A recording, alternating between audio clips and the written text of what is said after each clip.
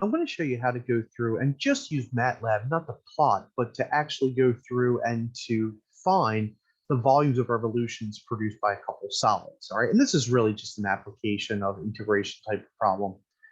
And so the first one we have is we have the volume of solid produced by revolving the area bound by these two functions. So f of x equals x and g of x equals 2x squared about the x-axis. And then we have the same area, but this time we're revolving about the y-axis. All right, so let's remember that about the x-axis, we can use the disk method, okay, or the disk of Washer method.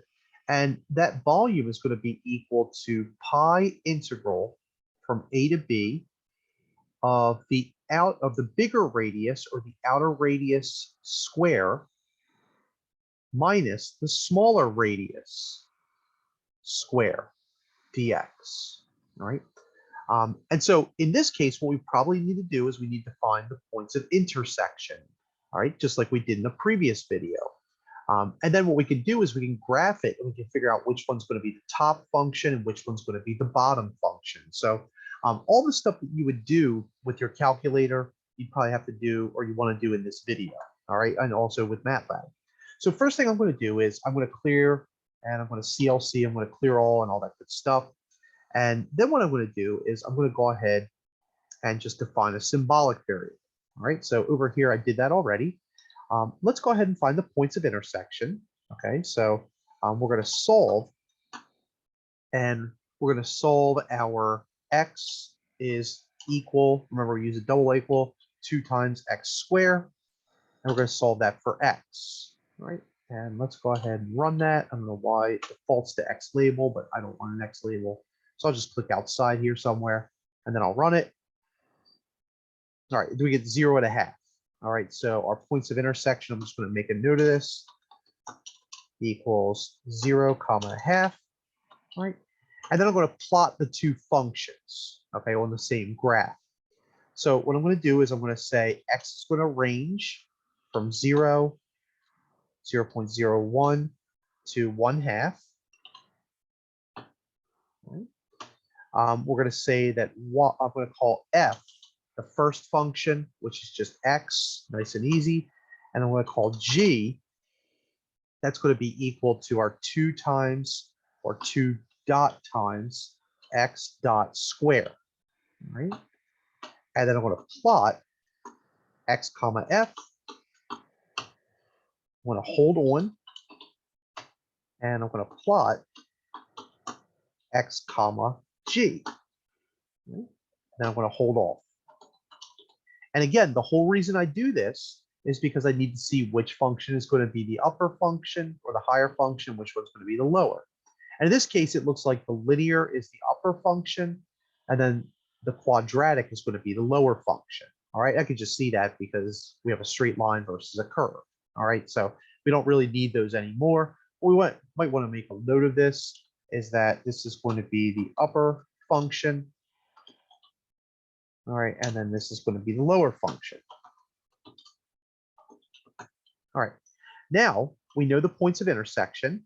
We know the upper function and lower function, and all we're going to do is just plug it into this formula, and we're going to get a nice volume out of this. Okay, so I'm going to say volume x, or vol x, is going to be equal to pi times the integral.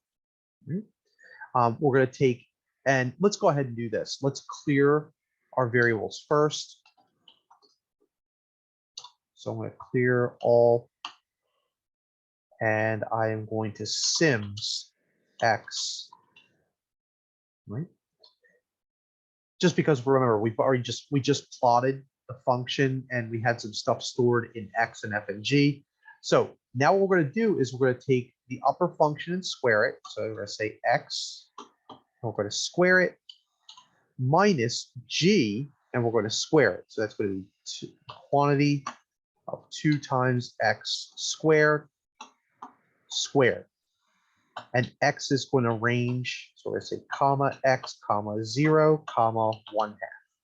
All right, now let's just go ahead and execute this, and this is going to give us the volume of x, and it'd probably be good for us to set this up beforehand, so just in case you wanted to, what you would probably do over here is you just say pi from 0 to a half of x squared minus the quantity of 2x square dx. Okay, so that's our volume using the disk method, right? Let's run this. And it should give us the graph again, but more importantly, it should give us the volume, right? That's probably what we're interested in. And it's pi 60ths, okay? And then it says reference to a cleared variable logger. Don't really care about that. All right.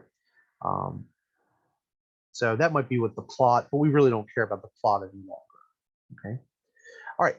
So if I wanted to, I could do an f print f. And notice I put the semicolon here just because I already know it's pi 60ths. So I'm going to f print f.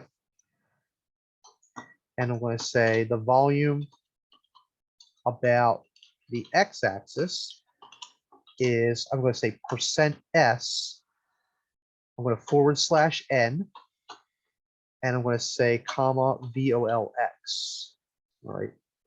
And then I'm going to run this. All right. And there we go. Tells us what the volume is.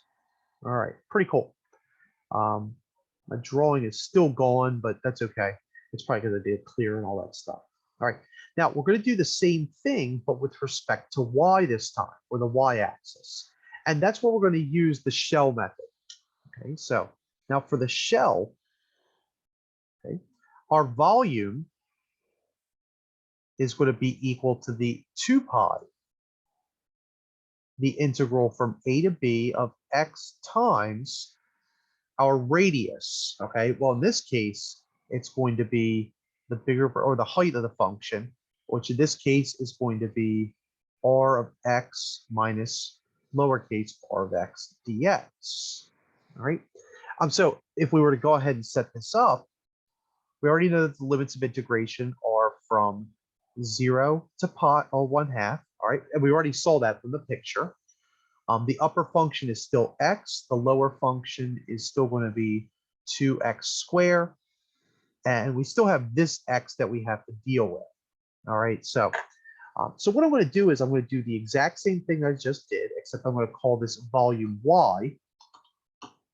And volume y is going to be equal to 2 times pi times the integral, right? And I'm just going to substitute this in really quickly. So that's going to be x times, so we have x times the quantity of x minus 2x squared. X goes from 0 to 1/2, right? And we go ahead and run that. And then I'll do a nice print statement after that, right? Just to show you what we get out of this. All right, so we get pi 48ths this time.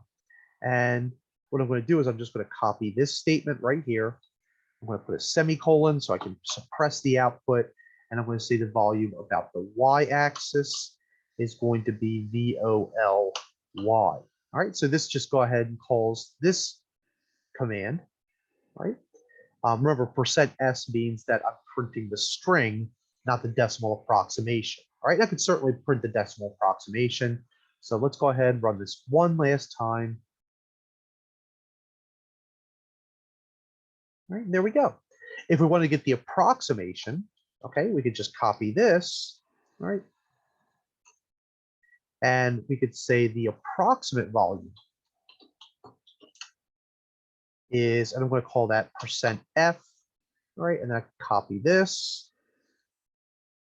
And I could say the approximate volume about the y-axis is %f, and I'm going to call that y. All right, so just one more time, then we can be done with this. Right, and sometimes it's a little bit nicer for us to get an approximation. All right, so I just want to make sure that you can see how to be able to get the exact value as well as the approximate value. Okay, so again, these are two applications that we looked at in class. Certainly we could do either of these pretty easily by hand, but just illustrating how nicely we can use MATLAB to be able to compute both the exact as well as the approximate values, to be able to get the points of intersection really nicely. And then we did have the graph, which we could get back if we were to go ahead and just get rid of all this stuff.